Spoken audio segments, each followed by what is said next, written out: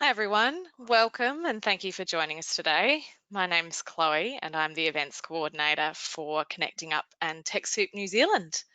For those of you who haven't attended a webinar with us before, Connecting Up is part of the Info Exchange group. And Info Exchange is a not-for-profit social enterprise that has delivered technology for social justice for over 25 years. With over 100 staff across Australia and New Zealand, we tackle the biggest social challenges through smart and creative use of technology. Now, I'd like to welcome you today to Zoom Made Easy. It's a webinar with Conan Daly and AJ from the IT team. For those of you who haven't heard of the IT team before, they provide fantastic commercial and not-for-profit sector consulting, troubleshooting and training to clients, supporting them in their migration to the cloud and their adoption of the Office 365 suite of technologies. Now, before we begin, we'll start with a little bit of housekeeping today. All lines are muted, so if you have any technical issues, please type it into the questions box, which is on your GoToWebinar panel, and I will be able to assist you. If you have any questions during the session, please also type it into the questions box, and Conan and AJ are going to answer them throughout the session and add a Q&A at the end of the session today. Please note your comments and questions will not appear to the entire group. Now, if you're on a Wi-Fi connection and have multiple programs open, this can sometimes affect the quality of audio and video of the webinar. If possible, please close all other programs to help you have the best experience possible. Please note this webinar is being recorded and a link to the recording and the slides will be sent to you as soon after the webinar today. And before we start, I'd like to remind you there will be a short survey at the end of our session today, and we'd really appreciate if you could leave us with some feedback. So that's all from me. I'm going to pass it over to Conan to get things started today, and I'll be around to help you guys out throughout the session. Thanks, Conan. Thank you, Chloe. Great introduction. I could probably remove that IT team slide now, so cheers for that. Yeah, some of you may have attended webinars before that we have put on. Generally, our webinars are around Office 365, and we've also done them on Teams, Power Automate recently, and security, as well as some remote working stuff. Zoom is something that while a lot of our experiences with Microsoft, we have had a fair amount of experience with Zoom. Before Teams was good, we use Zoom extensively internally as an organization and promote it to customers, and it's still something we engage with customers. Teams has become more popular, and for large organizations internally, Teams can be a bit better, but Zoom still has a really good place, and it is a very good product, and we're going to talk about that and the differences between the two. So yeah, my name's Conan Daly. I'm the general manager of the IT team, a former engineer like AJ, and gone onto the dark side of, I guess, management and working with customers and managing customers. AJ, why don't you introduce yourself? Certainly. I'm AJ. I joined the IT team a few years ago, and since then I've been one of the primary telecommunications experts at the IT team, deploying Zoom rooms, and other teleconferencing equipment around our clients. So hopefully I'll be able to provide some useful knowledge to this webinar.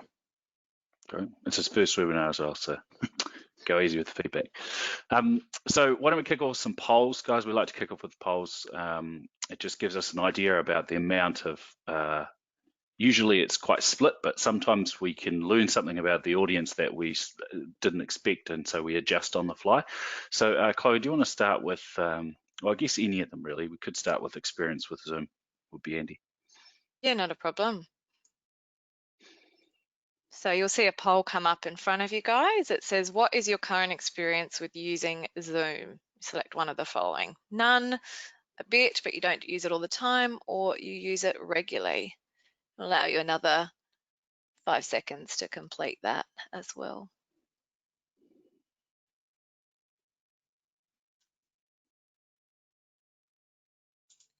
Great, and so these are results. We've got 65% who say they use it a bit but don't use it all the time.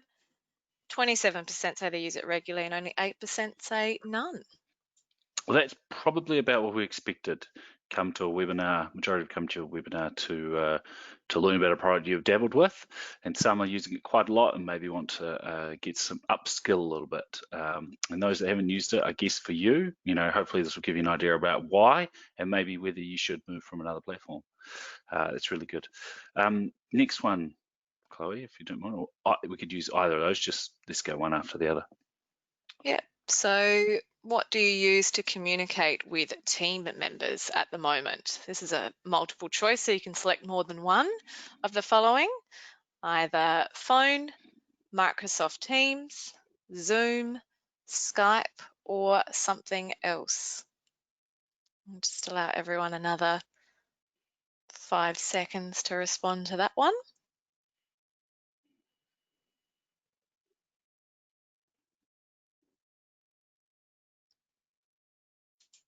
Great, and very interesting results. So 64% say phone and also Zoom. We've got 18% say Teams, 11% Skype, and 32% something else. Very good. Okay, and let's see if it's different on the next one, which is not about communicating with your colleagues and team members, about communicating with third parties, the outside world. Now, there's probably obviously a lot more options than this, but we've just popped in here things related to more that phone primary, yeah, together as well today. So you can select one or more of the following: either phone, Teams, Zoom, Skype, or something else. Now, another 5 seconds for everyone to respond. Lovely. And there you go. There we go.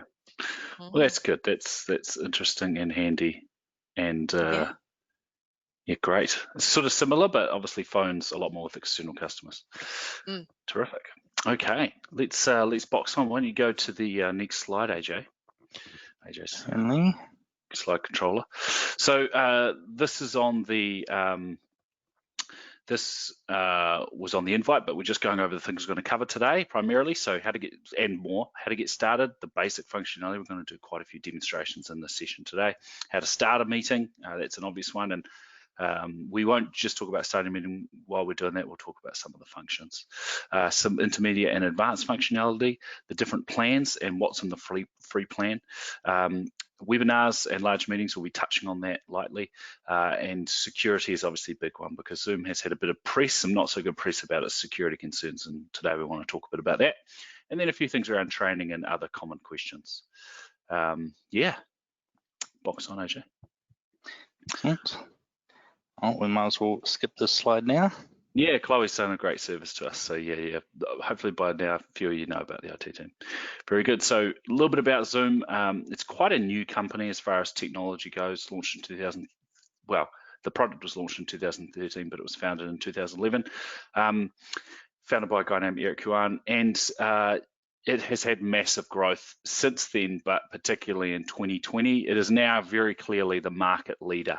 10 years ago, it would have been Skype. Probably still 5 years ago, it would have been Skype. I think it was Skype until very recently. And Zoom, as far as in the conferencing universe, has started to take off in the last few years and been known as a very, very good product.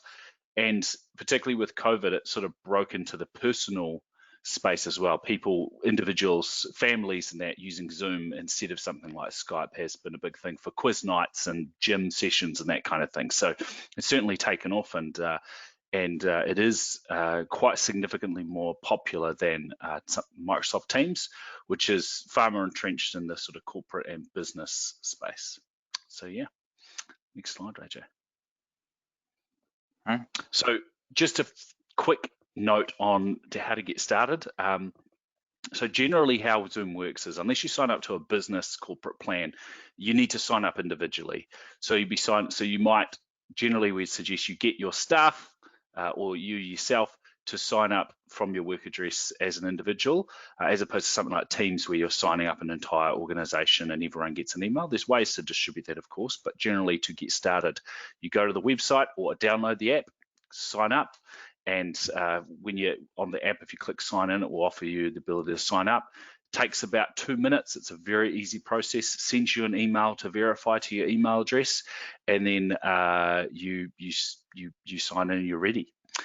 Zoom is something that in order to generate invites, you do need to be logged into the application or to the website. Yeah, it does. Yeah, so that's pretty basic. I'd suggest if you haven't, you could do this in a couple of minutes to get started. Next slide, AJ. A few things on some of the plans. So most people are using the free edition, which for a period during the COVID lockdown, well, from the peak of COVID from late March to sort of mid-May, they extended the 40-minute limit. So sorry, I should start again. The biggest difference between a paid version and a free version is there is a 40-minute limit on meetings. So when you, if you're doing one-to-one, it's a bit different. But if you're doing a 40-minute meeting, if you're doing a meeting with more than one person, you can only do it for 40 minutes, and then it's going to kick you out. People get around that by just sending another meeting invite. But if you're working with a client or a supplier, it can be a little bit embarrassing because it pops up to them as well that because you're on a free plan, this is going to terminate this meeting. And so, yeah, it can be ideal to get the pro version so you don't have to worry about the duration. Obviously, for the pro version, there's a duration limit of 24 hours, which is pretty extreme. But yeah, that's the main thing, 40-minute limit versus unlimited. That's the key difference. So if you're planning on doing meetings with there's a 100 participant limit as well for the free edition, but that's pretty high. So if you're planning on doing meetings as a company and you are likely to have meetings longer than 40 minutes, you might wish to consider getting the pro edition. And there's a large number of other functions in there around reporting and everything else. But largely, if you want to have a meeting with your colleagues and you want to do it for longer than 40 minutes, you need to pay for it. Continue. Cool, so now we're going to start with some demonstrations. So we're just going to go through the basic functionality of Zoom, what the application looks like. The key functionality of Zoom, I should say, is calling, which is a video call generally, calling your colleagues.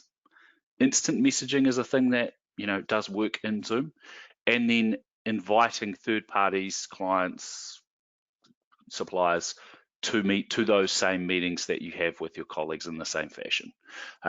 But you're able to dial your colleagues similar to something, say Skype, versus third parties. You can send them an email invite, and that's generally how people do it. So in Zoom, you're able to call people. This is important. You're able to call people that have a Zoom account, but you're also able to invite people that don't. And that's why it's popular for calling third parties. You don't need to ask, hey, what's your Zoom ID? You just send them an invite. AJ's going to do a demonstration now about some of these things and a little bit of basic troubleshooting. Take it away. Excellent. All right. So I have here the Zoom application that Conor was talking about previously that you can download and install on your computer. Alternatively, there is a web version that is available as well, along with a few integrations for Chrome and other browsers to try to add some advanced functionality there. But for now, we'll start with the desktop application here. So the first thing would be the chat, which I've seen a large uptake in the recent month or two with lockdown and everything. Everyone's been wanting to communicate with everyone else, not always wanting to do, obviously, a face-to-face conversation just for something quick. So you can come into here and just type a message to your contacts. Mostly will show your recent contacts, but you can go through to your contact list over here, which will include the company contacts if you have set up a company with multiple users, or you can get integration with your Outlook contacts as well to pull through your personal contacts, or you can add them in to the client itself. So you can come in here and you can send a contact.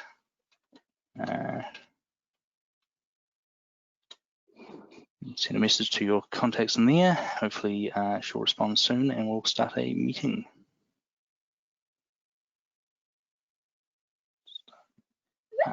Yep. Should say sometimes on this webinar, video and audio doesn't carry perfectly, so this might not go exactly as we intend, but we will see. We'll see. And the other thing to note, of course, the audio will be coming through to my headset, so you won't be able to hear her side of the conversation, but I will be able to. So just simply starting a meeting there on the front screen will bring up and show my personal meeting. A few things I'll mention is a new security tab down here that we'll be discussing further later on with some of the features in here, but it is quite useful to be able to prevent attendees from being able to do certain functions. So now that I've got a meeting started, I can add in some participants. So I'll invite Shay, which will be in my contacts here as well. She'll join in shortly once she gets pop up on her application. Alternatively, if it's somebody outside of your organization or they don't have the application installed, you have the options for email invites, which will open up a email in your default client, being Outlook or Gmail and those sort of things. Once it's open, then you just enter the contacts detail or the email address and send that, and they'll be able to join with the meeting ID passwords, which are now enabled by default, and they can also dial in the phone call from a landline number by default as well. Once you finish talking to Shay, AJ, it might actually be good to show that, how you can copy and paste and that kind of thing, and show what a meeting invite looks like. That'd be great. Certainly, I'll bring that up shortly. I think Shay's waiting, isn't she? Yes, so by default, now they will be in the waiting room. So I actually have to admit her from the waiting room into the call. This is to prevent Zoom bombing that has been quite common recently. So here's Shay. We've got a video communication up. I'll bring up my own video. So you work, AJ, but we'll see. Just because you've already got your video in this. That is true. Some things to be aware of though. This is where you will do most of your troubleshooting. If you do have any issues with your audio and video, it will just be down on this little bar down here. Often what will happen is if you have multiple audio devices like myself, it will default to a different audio device rather than the one that you're intending to use. So you can come in here and quickly change to the device that you want to use. In my case, I'm using my headset, but you may be using the speaker and microphone in your laptop and those sort of things. Zoom has the ability as well for virtual backgrounds, which you can come in here and you can select your virtual background and you can appear to be in the tropics, which would be great at this point in time. Unfortunately, my video will not work with the webinar being in place. So you can see Shay. Are you able to hear me and talk, Shay? Yep. Obviously, you won't be able to hear her talk back. So some of the functions we have as well is we can mute the participants if they are in a noisy environment, for example. They'll be able to then put up their hand and say, hey, can I actually be unmuted and start talking now? You can also turn off the video and things. Some of the great functions with Zoom is that you can have multiple video contacts up on a screen at once. So you'll have sort of a Brady Bunch style where you'll have multiple squares with different participants in them. But I think that covers most of the basic functionality of the Zoom meeting itself. You can obviously share your screen. Again, I'm currently sharing my screen in the webinar, so that's not going to be overly helpful. It's a big functionality, the sharing of the screen, and it's likely to be, particularly as if you're an organization working, sharing presentations like we're doing today, sharing Word documents, even accessing someone's computer to assist them with something because you can provide control to another person is possible in the sharing screen functionality. It's a bit difficult for us to demonstrate it today, but it is a very core functionality of Zoom when you're working in a business organization. It's easy to do, very easy to do. So as kind of mentioned, we'll have a quick look at the external invite through the email here. So if I go and click on the email client here, or if I do a copy invite link, then I can manually paste it into my client, but this will automatically open up Outlook for myself and will show the meeting invite details along with the phone numbers if they want to call from a mobile line or a landline, those sort of things. And it's as simple as just typing in your contact that you want to invite, and they will get an email that they are then able to click on the link and join through the web browser if they don't have the application installed, or dial in normally from a phone line. When I generally do these, I'll actually just take out all that additional information a lot of the time because unless if I don't know them, I won't. But most people I work with and interact with will join on Zoom, the application. They won't be dialing in. and all you need is that link, because it has the password embedded in the link generally. So you can just send a link. You can sometimes I've texted it through to people, copied and pasted it, and sent it in an email or in a calendar invitation. So that is just to emphasize, you don't have to do that when you're working with colleagues, because when you select them, like AJ did with Shay, it will send them the details or just send them an invite. But when you're working with third parties, people that you don't know if they have Zoom or not, you haven't talked to them before, or it's an infrequent, or you don't know how they're going to access it, these meeting invites, the default emails, the common one if you're using Office 365, or just clicking on copy invite link or copy invitation are what you need. And just to reiterate again, they do not need Zoom signed in the application. They don't need anything to join. They will click the link and it will allow them to either install the app temporarily or join via the web browser. So that's one of the great things about Zoom. Teams technically can do this as well, but it's a little bit less simple. That you're dealing with someone, if you would want to invite your grandma or or someone that never uses, won't have an account, doesn't have Facebook, as long as they have an email address, you can send them the link. They don't need anything. They don't need to sign up. They can just jump into the call. And that's one of the great things about it. Zoom tends to make things nice and simple. So one of the things here, we'll just close out of this meeting here, so I can end this or just leave the meeting and then Shay will be talking to herself. But we'll end this meeting for everyone so that it's no longer sitting there. We'll discuss in the next slide about the more intermediate functionality, which includes inviting external contacts through some more methods. So we'll switch through to that now. We'll start with the inviting teams. So more or less saw a basic demonstration just before, but we can go back and also show how to invite or schedule from an external meeting. So if you install the Zoom application for Outlook, for example, or add-ons for Chrome for your Gmail, and then you get these functionalities up here, which are scheduling meetings and starting an instant meeting. So if we schedule a meeting here, this will put in a couple of details. So you can say that you can generate a one-use meeting ID or use your personal ID, which doesn't change. You can require a password. This is auto-generated for yourself, and then you can say that what functionalities are enabled, for example, audio and video. And there's a few other advanced options down here as well that you have to that you have the waiting room, which is enabled by default now, as well as a few of the other settings there. You can also, if you have Zoom rooms, which we'll be talking about later on, if you have been delegated access to a Zoom room, then you can schedule meetings on behalf of that room. So down here, for example, I can schedule for our Dunedin and Christchurch branch Zoom rooms, and that will then mean that you can send out an invite to multiple participants in your organization saying, hey, we've got a scheduled meeting for our different branches, and they'll be able to come into the room and join the meeting from there. So we can go from there. So when we continue, it'll auto okay. It's always great when you're trying to do a live demonstration and there's an error that occurs. Says you're not paying. Yep. Yeah. It's probably my fault.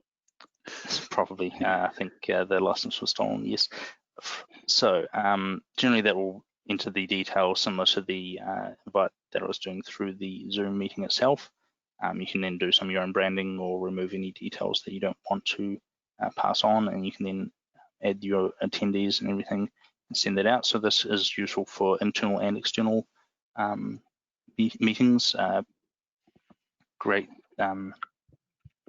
Great if you got sort of weekly meetings that your business have in a meeting room, for example. If they aren't able to come to the meeting room itself, for example, they're working remotely that day, then they'll still be able to join into the meeting and participate. So even if you're not planning on it being a Zoom meeting, it's still probably a good idea to use this functionality if you are doing that. So we'll go on from there. Unfortunately, that didn't work, but leave it at that. Cool. Yeah, why don't you go to the next slide, AJ? Yeah, so a couple of other things that are valuable to be able to do is recording and accessing recordings, recording your meetings. So we at the IT team made a decision that for all internal meetings, we were going to record them. And this was at least half to do with trying to save us time. So we decided that we were writing meeting minutes for meetings a lot of the time without any great need for it. And it was, we needed to generate actions for our meetings, but occasionally we just needed to record the meetings, and it gives a bit of a history in case we need to go back and see something happened. A lot of these meetings are short, not board meetings or anything like that, but short 30-minute meetings. And we made the decision that for most of our meetings, we would like to record them. And then it allows us, if we need to, we know we can go back and grab something. Teams, fortunately, has a transcripting thing, which allows us to easily search. Zoom, I don't believe, has that. But you do have recordings you can do. It'll store them online. You can pull them down. Recording things like training sessions or important sort of, meetings that may be missed by staff, maybe they're sick or absent, can be really valuable. You can get them to watch it. So I would suggest considering recording them, making sure your staff are on board with it, they're not concerned about the privacy issues. Recording third parties is important that you let them know. It will notify them when you click record that they are being recorded, so it's not something you can do in secret. But it is always good to request permission in some way or notify that things are being recorded. But it is something to consider, is how can you use these meetings to improve the way you're doing things. And I believe that if you are taking a lot of meeting notes, because we were doing that, mainly just so that you had a history of it, then considering recording them can give you that. Next is the Zoom Outlook add-on. So this is an optional thing you don't have to have. AJ, do you think you might be able to demonstrate that? But I saw it installed in your Outlook. Oh, sorry, excuse me. Yeah. So the reason you have it is it accelerates your ability to schedule meetings. That's the main thing. And it's just a one-click add-in really for a meeting. So it is really good if you're doing meetings a lot, if this is your primary tool, because you can just click that button. And then the mobile app is something we'll look at a little bit later if we have time, but it's a really good function. You can book meetings, you can attend meetings. The other thing is if you are on the go and you have a meeting that's been set or someone has invited you to a Zoom meeting, you can just click the button on the mobile app and it will, you can just click the button on the email invite and it will open on the web in your mobile and likely attempt to download the app for free, no sign-in required, and then you can join a meeting and it works really well. I can tell you that we have had staff, including AJ and others, on the go in mobile, in cabs or Ubers, traveling across town, attending meetings, got headphones on obviously, and have had a really solid experience with no issues. And the only challenge is when someone's trying to share detailed graphs and statistics and spreadsheets and you're on a mobile phone and you're trying to see it. That is the challenge. Otherwise, attending the meeting is definitely very solid. Continuing. I just have a couple of questions related to please. the recordings too, Conan. Ruth asked, where are the recordings housed? Yeah. They will not be housed in Australia. Oh, go ahead, AJ. Yeah, so there's a couple of options as well with the accessing the recordings. So we can go through here. I've got Zoom recordings here. So you've got your personal recordings you can view on the web and within the client itself. Through where did I see had it up before? These chats. That's my meetings. Is it? No. Yeah, recording. So if you've done any recordings, they'll show up in here, and you can see your own personal recordings as well here. If you have a Zoom room and it's decided to sum out, if you have a Zoom room, you can also access them if you're a delegated. Good time until you forget your password, AJ. Almost. Yeah, indeed, I have. Just while you're doing that, AJ, I think the question might have been related to the geographic location. And what I can say is that these, my understanding was before COVID, was all recordings were housed in the United States. So if you're recording in Australia or New Zealand, you're going to have the recordings in the United States. So yeah, that is a thing. You do have the option to store them locally. So you do have the option to record them and pull them down to your local machine. It will prompt you for it. And so you could have a rule where we don't want to store these things in the United States, for whatever reason, and you want to pull them down, so you can initiate the recording and then download them, and then you can run them in the Zoom app, or you could run them in a third-party tool. So that is an option. Do You do run out you of space can in share those Zoom anyway, recordings? I was going to say, can you share those recordings with people then as well? So say Absolutely. you record something, Con, and then you can share a link to those recordings specifically via email or however else. Put Yeah, it if on your AJ drive. hadn't forgot his password, he probably could have showed that. So in the online, the web portal, and I think the app, you have the ability to invite, I guess, viewers and send them. It doesn't send a recording. It doesn't send a file. It'll send a link. But obviously, if you're recording a lot of meetings, you're going to need to pull them down to your workstation anyway, because it will run out of space. I think Zoom, the free version, gives you 1 gig, which probably gives you a few hours of recordings. And we're using that as a bit of a holding room for our recordings while we download them to the appropriate place. So I stored quite a few of my recordings on my machine, and then you can either send them to people, email them to people, or convert them to something else and still send them. We had them uploaded to YouTube, for example. It's quite easy to upload Zoom recordings to YouTube. So yeah, that is a functionality you can use. Do you know how long they're stored on the external drive on Zoom? They will be stored indefinitely, provided your account is active and you don't run out of space. And that will happen. So we used to record, we were initially recording meetings on the Zoom room, and it was recording to the store, and it wasn't as easy to save it to a machine. It was, you just had to manually go in and pull it down. And it didn't take longer than a few meetings for us to run out of space, and before it would start cannibalizing the old stuff or refusing it, depending on your settings. So if you leave it there, if you have an active account and you just record one meeting and you never record another one, it'll probably stay there until you shut down your account or till the end of time. But yeah, it's usually around the storage of space is the thing that takes it out of your hands anyway. And you can delete them, I assume, from Absolutely. the external server. Yep. Cool. Absolutely, yeah. Thanks, guys. Cool.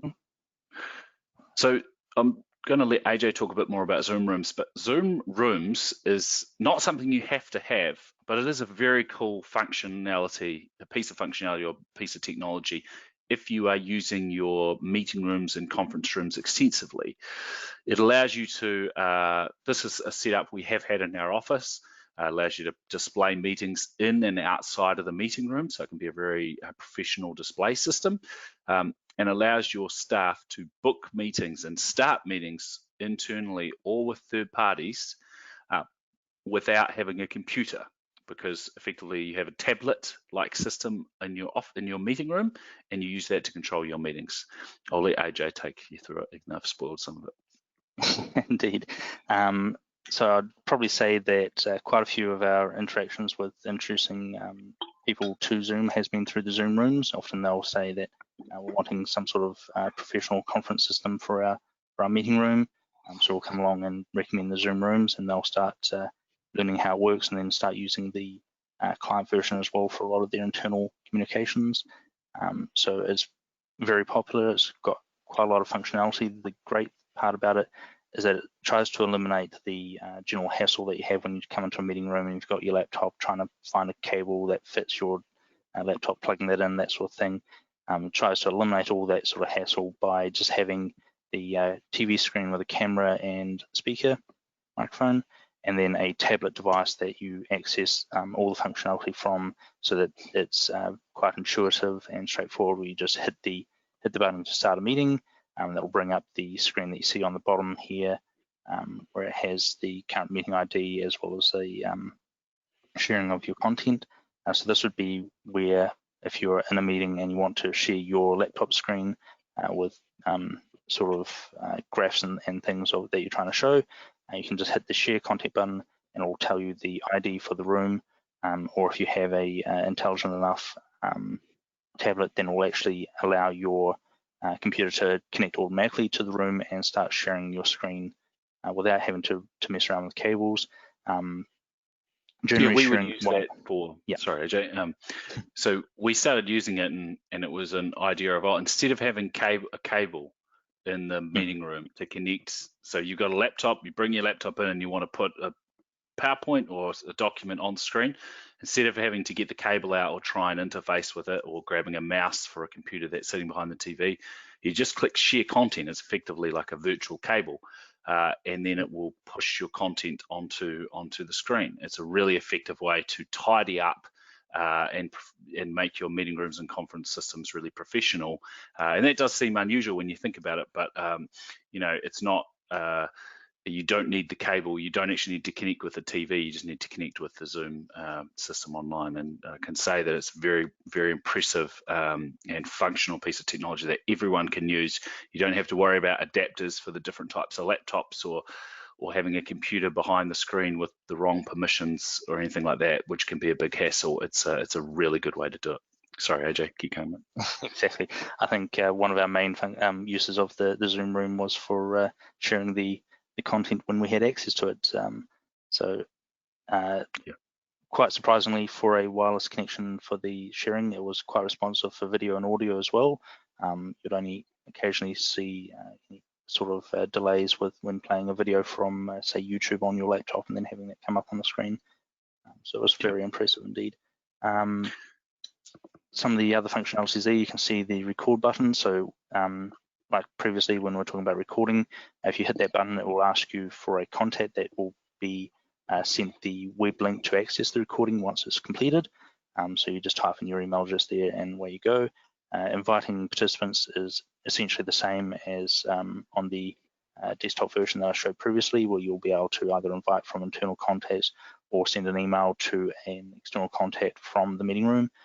So it was quite great that even if you hadn't set up the meeting beforehand with a invite to a participant that you wanted to invite, you could add them on the fly during the middle of the meeting there. So I think that covers most of the functionality there. You can obviously integrate calendars. So if you have a meeting room with a office calendar that people will naturally invite or naturally book out, then those meetings will show up on the screen and say, give you a warning before the next meeting is about to start. If your meeting's running a little bit long, it will warn you on the screen saying, hey, this room is booked out for the next meeting. Can you please hurry up, or let them know, that sort of thing. So yeah, it's quite useful for that functionality as well. Yeah, it's a really good technology if you're wanting to use Zoom, if you want a professional meeting room space that's easy for people to use. It's great. People walk in, they tap the start meeting, they tap invite, type in the email address, done. It's really good.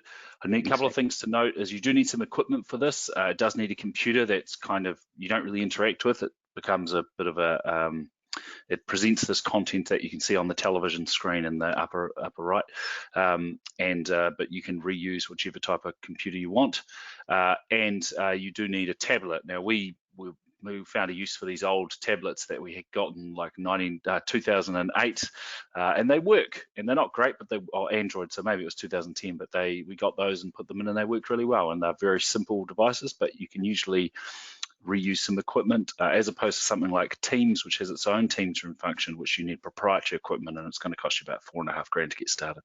So yeah, anyway, very cool functionality. If you're serious about using Zoom, you want to sort out your meeting room conferencing system, this is where you need to go.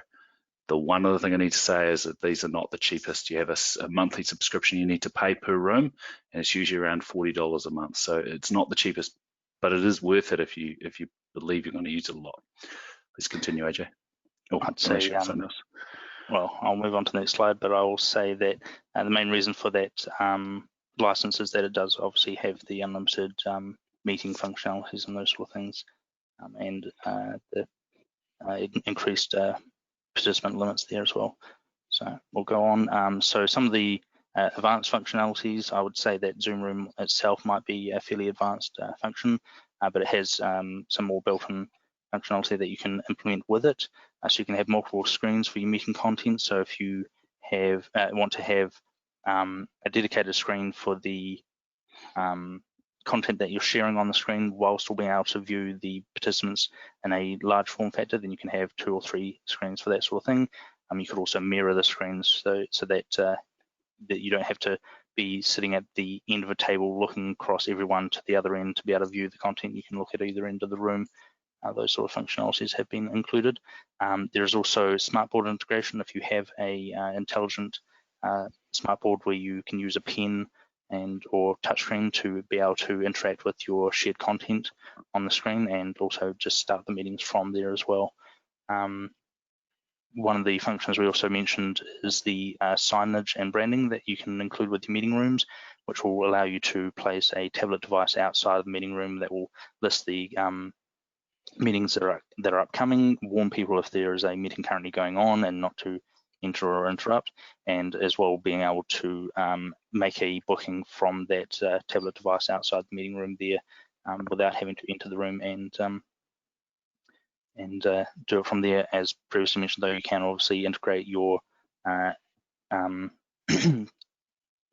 room calendars within 365 and G Suite to be able to book out the room from your desktop client as well, just through Outlook or what have you, and be able to see those meetings from there as well, so that all integrates and pushes back and forth.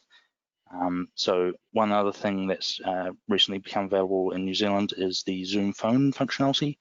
So this will allow you to essentially use Zoom as a traditional phone system where you can start a phone call to a landline number from your computer or from the Zoom room itself. You can alternatively just integrate with an existing PBX system on your Zoom room, so you can call out or dial in to that room from an existing phone system. Quite a few other functionalities include Zoom apps, where you can integrate your Zoom clients into CRM applications such as Salesforce. Quite a few other web applications as well that will be able to pull in details and try to make a collaboration between your entire ecosystem of applications there. So yeah. Cool. Excellent. Move on.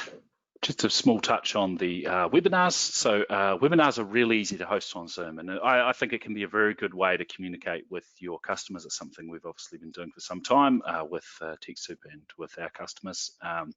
You know, it doesn't need to be a webinar. It can just be we want to broadcast generally one way to a large number of people. It might be a session, it might be a classroom type thing, and they talk the webinars as the functionality, the term for this, but it could just be some form of broadcast. Maybe you've got a lot of staff and you just want to have you don't want to have a call where you see everyone's video and have to deal with their background noise. You just want to say, hey, join this and we're going to talk to you. A town hall is a common term that people are using. You need the pro version at least to really do it. You can have a trial basis, and I think there is some functionality of webinars in free, but I think it's quite limited. So really, if you're going to want to do this, you're going to need to spend the $15 to be able to perform the webinar. That'll allow you to have unlimited time. It's very easy to invite people. You invite people from the Zoom system, as we've got here. You're allowed to have branding on it. You're allowed to build in polls. You can track registrations. You can have post-webinar surveys and pre-surveys as well, and it is remarkably simple to use. So if you're interested in doing webinars or some form of broadcast, I'd say try the trial, play around with it, see how it goes, because it is pretty simple. Surprisingly simple, I should say. Continue on, AJ. All right. So recently there's been obviously quite a lot of news about the security concerns within Zoom. Quite a few of them have been addressed. So if you update to the latest version of the application for both your client and any Zoom Room applications that you may have, then you're going to be including those recent changes. That includes some of the changes I talked about previously, where by default the waiting room is now enabled by default, as well as a few other functionalities, such as being able to lock out a room once all the attendees have joined. This prevents the Zoom bombing that everyone's heard about. So these were just a couple of which we've got on the next slide, which we'll talk a little bit about. Yeah, so these are just some of the common recommendations to do to increase your security when using Zoom, but this goes for any other application generally as well that you may be using for doing conferencing and those sort of things that not necessarily are limited to just Zoom. So require meetings to use the password. This is now enabled by default. Using the waiting room, again, enabled by default now.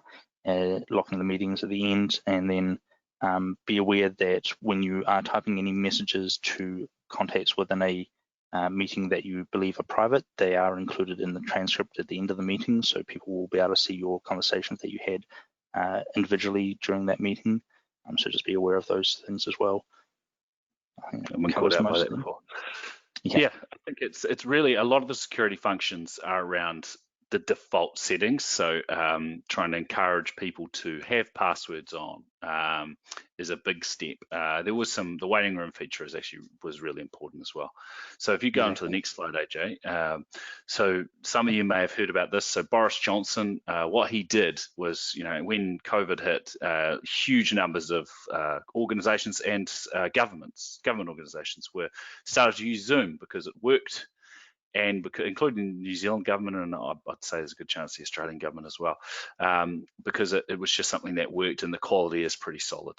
No one can dispute the fact that Zoom has an excellent kind of compression technology that means that the quality of your video calls and audio is generally exceptional compared to technologies that we had 5 or 10 years ago. For example, Skype for Business, we were using Skype for Business extensively around 2014, 15, and we were just getting sick of the poor quality and inconsistency. And when we went to Zoom, we were very impressed with the difference. Anyway, what Boris did is Boris Johnson, he decided to post this image on Twitter without just saying, hey, this is all the cool things that we're doing running our government online. Because he posted in the upper left corner, because he posted that meeting ID, that allowed anyone that had Zoom to plug in that meeting ID and join it. And that's exactly what they did. So a couple of hundred people joined the meeting, the government meeting, live, and started to talk and engage this government while they're operating. And the way Zoom had a bit of a flaw where it would often keep the same meeting ID, so effectively that meeting ID became compromised. Obviously, they didn't have a password, which would have stopped it, and they didn't have the waiting room function, which would allow them to see, okay, 100 people have joined, who are they? So those have been remedied, and this is probably one of the things that pushed Zoom to get this stuff sorted. All right, should we keep going? Exactly. So we've got a few common questions we want to go through, but we just wanted to recap a few things. So, so just to recap Zoom, it's a very easy system to get started with. We would suggest you need the app. So we would say if you want to use Zoom, download the app to your desktop or workstation, Mac, PC, whatever. It works really well. If you want to use it with third parties, you are going to need an account, and it's good to start with a free account. We would always recommend, that you get something like this and you have a webcam, whether it's on your laptop or a separate one. We always say a meeting is not a meeting if you don't have the audio enabled or the video enabled, sorry. And if you want your staff colleagues to have a consistent experience, a headset and a microphone is going to be significantly better than using the microphone in your laptop. So we would suggest you do that. You can, if you've got a small or medium-sized team, you can still use the free edition, and they can sign up, and then you can invite each other and chat to each other using Zoom. And you can do quick invites by using the app and clicking on their name. That is sort of for your internal meetings. For your external meetings, you don't need to worry about whether they have Zoom. You're going to send them an email-based link to your meetings, and they can click it on whatever device they want. That's how we do meetings. As I said, with the plans, you are going to, if you're going to use Zoom personally or as a light touch in your organization, you can get away with the free edition. It will be slightly annoying having to stop a meeting at 40 minutes, and it does cut you off like that, and invite them again, but it is doable. Otherwise, you're going to need to spend somewhere around $15 per person to use it extensively. You can be quite cunning, and it's something that we've done, and have one person in your organization with a pro account and everyone else with free accounts, and have that one person be the main inviter to your main meetings, or have a third-party account that does it. Yeah, so that's probably the key points. The recap, just if you haven't used Zoom and you want to know where to start, that is how you do it. Should we jump on to the common questions, AJ? Indeed. Just a few things we thought we'd get asked, and we should ask and we should answer. Is Zoom secure? The answer is largely yes. Most of the security issues were, particularly if you upgrade to 5.0 version, largely the security issues were about the settings that Zoom set that by default made it insecure. Is it free? Yes, but for a short period of time in the meetings. And if you're wanting to be professional with the outside world, you may wish, if you're concerned about professionalism, you may wish to have the pro version and to make it slicker and easier. What's better, Zoom or Teams? My take, and this is a personal take, I think Zoom has a slightly better compression engine to make the quality of the videos just slightly better, although Teams has gotten far better. I think Teams has more power for internal collaboration. I think Zoom is slightly better for inviting external parties. So that's it. But if you're an organization and you want to engage in collaboration extensively, you probably want to use Teams with the conversations. But Zoom is still a very good product. Where are the training resources? Oh, sorry, go ahead, AJ. I was going to say that Zoom Rooms versus Teams Room, probably the Zoom Room currently has a lot more functionality than Teams Room, but that'd be the only other thing to be. Yeah, the Zoom Room's really good, and it doesn't require proprietary technology. I'm going to paste a message for training, some training resources in the chat. Chloe, you might need to push that on, perhaps. Actually, I think I can send it to. No, I'll get you to send that on if that's okay, Chloe. Yeah, I will send that on. That's not a problem. Yeah, any other tips? We'd say that get the headset going. One thing we encourage, this is a general rule that's not really related to technology, but it has worked well in our organization. We suggest you encourage everyone in your organization to always have their video on. It improves the quality of your meetings, and it actually takes away the technical issues. I had someone say, two examples of that. I had someone say that they were having issues with quality because they believed people were disconnecting, but they were just silent. And when you can see people, you can see 5 people, and you ask a question and you don't hear anything, and you see them sort of looking around, that gives you an idea that it's not that there's a technical issue or a delay. They're just sort of holding back and waiting for someone else to speak. The other one was someone said that they were actually rubbishing Teams. Someone had been using a product, and then they said, oh, we don't like Teams, the quality's poor. And then they said, hey, turn on your video. And the guy was walking around talking. And that it doesn't adjust well to someone moving their position if they don't have something like this. So that's another reason why I'd suggest you encourage your video so you can see the type of thing people are doing, whether they get interrupted by their family or their situation, or importantly, having the video on allows you to see if they have disconnected, they have frozen, because that can happen sometimes, particularly if you've got poor internet connections. If someone does have poor internet connection, rural situations, yes, you are going to potentially need them to turn their video off. And the other thing is, just for a headset, the other tip would be to get the headset. Final tip is that once people start using these technologies, it's usually a rocky start when you get all your staff on board. They do have issues with the audio settings the first time. They do have maybe a challenge with plugging things in. After a couple of times, you get a bit of a cadence. When people start to use it on a weekly basis, they've used it 3 times in a week as opposed to 3 times in a quarter. They're going to start to get confident in the technology, and it's going to work. And it's less about how they use it and more that, hey, last time I used this yesterday and we had a 1-hour call and there were no issues. Next time you're going to feel more comfortable. Experience does help. Most of the technical issues are not with the system, they're with just getting started and delays and slowness. And so just start using it and use it as much as you can if you want people to be good with it. That's probably all from tips point of view. Why don't we go to questions? Brilliant. Yep, we've got a few questions. You did mention there about headset and microphone.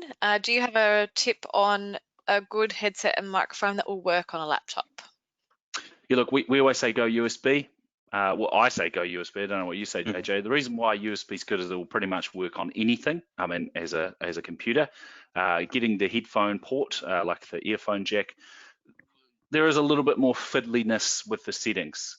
And so if you buy something like what I have, which is a USB headset, this one was probably $40. You could get them at JB Hi-Fi. They're generally pretty good. I believe this one is a Logitech. They're pretty solid. and they will last drivers-wise and different technologies a very long time. You can get something really fancy. AJ's got a Jabra wireless one. He does a lot of calling, so it's really good. I tend to stick with the more old school one, and they both will work really well. But yeah, wireless or wired. If you want to start simple, you don't want to break the bank, a $30 to $50 Logitech headset's going to be pretty solid, and you could find one cheaper than that. That's Exactly. what we're used to at Connecting Up. That works really well. There you go. Yeah. Exactly. We have another question from Linny. She asks, we use interpreters for our Zoom sessions and their company do not want to use web connection but only phone. How can we get them to join Zoom by phone? They don't want to use a web connection. They just want to use a phone. Mm. Well, you can get them to use phone. Might be harder with the interpreting because, wow, it'll work. Yeah. AJ, do you want to take that question? Well, I think when I first mentioned when you're doing the email invite, that will send the phone number and meeting ID that you can join in via just a regular phone line. So it's useful if you are on a mobile phone and you don't want to install the app there as well. You can use that in that situation as well. I've used that myself, and the quality comes through perfectly clear. Yep. So it's simple of just sending the invite as normal, either within the meeting or through the Outlook application. So yeah, we have got set up in our system to use New Zealand as the default. You can set up Australia. I think when you first use it, it'll say it'll have a country and it'll have other locations, and you can call from basically 100 different countries. It's got all of them. So when you set this up, you enable yourself as Australian. Instead of saying New Zealand there, it'll say Australia. It's a little bit ugly because that's got a couple of different phone options, but really it's yeah, you dial it, you dial the meeting ID. As you can see in the link, the meeting ID of 91152 blah blah blah is the ID that needs to be entered. So they've got to type a few things in, but it does work, and it works well. Exactly. And you don't have to send this through an email, but it may be the easiest way to get the details is just by doing the email invite, cutting that, and sending it via whichever method that you prefer. Yep. Wonderful. I had a question from David. He asks about the smart board. He says, how do you interact with sound? They've found that they can get video but not audio. Video but not audio through the smart board. So that may be down to the audio device that you've got plugged in. Often we'll recommend something like a little Jabra Speak, which is a little wireless echo cancellation speaker and microphone that you can plug into the computer there and then place that on the desk. Often with the smart boards, they'll be trying to use a built-in speaker that's in the projector, for example, that is very poor quality, and there's then going to be the issue with the microphone being somewhere else. So I would recommend something like the little Jabra Speaks that are relatively cheap, a little wireless microphone and speaker combination that may be able to assist you there. Thank you. And I have a question from Denise. I've had this question come up before around what about captioning for people with disabilities? Is there any update on where Zoom is with that? Yeah, so Zoom does have the caption ability here once we start the meeting. Mostly what it's wanting you to do is add the captions yourself while you're typing through. Otherwise, there is third-party integration with different APIs from providers, I believe, Google's data center as well as Azure and those sort of things will have API keys that you can plug into there and do automated caption. I haven't been able to test the third-party caption service yet, but obviously the internal writing will just work as normal. Hopefully that answers enough of that question. Do you have any suggestions for APIs that can plug in? Google's data center APIs have been probably one of the biggest one that a lot of companies have been working to support with. Azure does have their own one, which Teams is obviously using for its own captioning functionality that's built in already. So those would be my main two recommendations there if you look online. We can try and provide some sources later on if needed. Wonderful. You guys have you guys have your email address. I'll include that in the email follow-up to everyone as well if they'd like to get in touch with you directly to get some tips. Yeah, you can go to the next slide, AJ. Yep. There it is. Lovely. Yeah, so you can contact the guys via that email if you have any further queries about APIs or any other sort of specific organizational specific questions about Zoom. One thing that someone did highlight is something I'll highlight now as well, is that Connecting Up and TechSoup actually do work with Zoom directly, and we provide a 50% off Zoom meetings. So it's a really great discount that not-for-profits can access if you're in Australia or New Zealand. So visit the Connecting Up website in Australia or the TechSoup New Zealand website in New Zealand and go to the product section, search for Zoom, and that will give you all the details as to how you can get that 50% off Zoom meetings and what that gives you access to. As Conan mentioned before, there's a lot of different levels you can get access to. So, but there's some really good discounts through us as well for that, which is awesome. I have one more question as well that we'll just have a quick moment to answer. Shannon asks, talking about Outlook 365, does Zoom add-on work with other versions of Outlook 2? It'll probably work with anything above 2013. It's not 100%, but we've been using it for a few years, and that would have been including 2013. I'm certain it'll work with 2016 and then 19. Prior to that, perhaps not. And yeah, so I think with most Outlooks, you don't need the Office 365 version of Outlook. It'll really just be any type of Outlook, whether it be the retail or the Office 365 version. Needs to be the app, though, obviously not the web-based one. Yeah. Brilliant. And one final question from Leanne. What is the best setup when you have a meeting that consists of multiple parties present in a room with other multiple parties joining via Zoom? Yeah, look, this is a bit of a big, well, it could be a long answer, but I'll do our best. Okay, so I'll give the example of the IT team. We used to use Teams and Skype for Business for some time. We had about 15 people in one office, and we had 3 people in another office, and we had connected meeting room to meeting room. So you'd have a big meeting room which had a really good system, and we had another room with 3 people at the other end that had the same system. Well, no, a slightly smaller system, but a similar room. It wasn't great. Once we moved to Zoom, it improved, but we had some challenges, and we made the decision at the time to because the smaller room, which was in a different city, had slightly inferior equipment and a bigger space.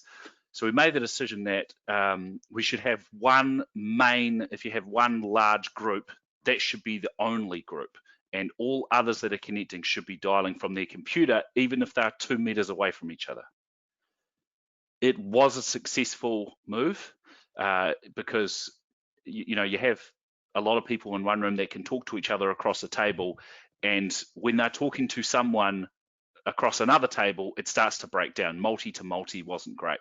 So that was a slight, if you have 20 people in one office and 20 people in another over Zoom, that's going to be hard to get people individually connecting in, but you're going to have to realize that it's not going to be perfect. You're going to have people over talking to each other. You're going to have people not sure who spoke, and that's a problem.